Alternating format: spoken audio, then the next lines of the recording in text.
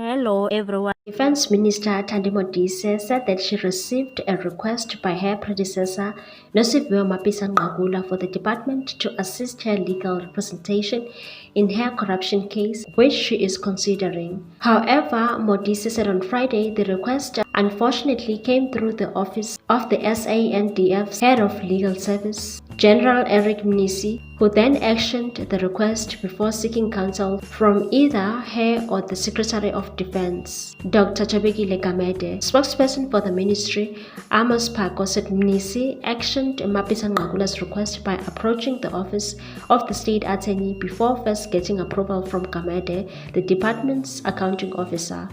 Phako said despite Mnisi's action, no assistance had been provided to Mapisa Nqakula.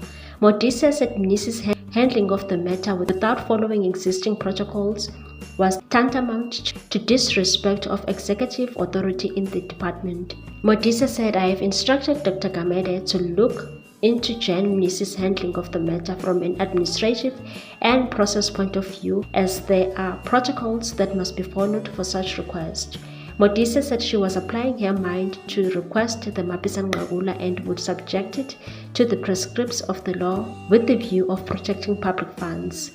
Earlier this month, Mapisa Nqakula was released on 50,000 rand bail by Pretoria Magistrates Court. She is facing 12 counts of corruption and 1 of money laundering. She is accused of receiving more than 2 million rand in kickbacks for a defense contract when she was a defense minister. The presidency confirmed this week it was not paying Mapisa Nqakula's legal fees. President Cyril Ramaphosa's parliamentary counsel, Gerard Kouanov, told Rise Mzansi that neither the president nor the presidency was responsible for any matter relating to her legal cost. The National Assembly is an independent institution governed by its own rules. As you are aware, there is a separation of powers between the executive and the legislature. Any issue relating to the legal cost of the speaker must therefore be directed to the National Assembly. Rise Mzansi's head of internal democracy, Boitumelo Mpakanyane, wrote to Ramaphosa last month seeking assurances that government or any other organ of state will not be paying Nqakula's legal fees, and said in the spirit of the transparency and accountability, it must be placed on record that Parliament and other organs of state will not foot the legal bills of Mrs. Mapisa Nqakula. The party sent similar letter to Parliament boss Xolile George.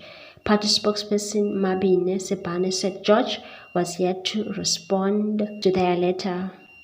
What's your take on this one, people? Thanks for watching. Please subscribe for more news.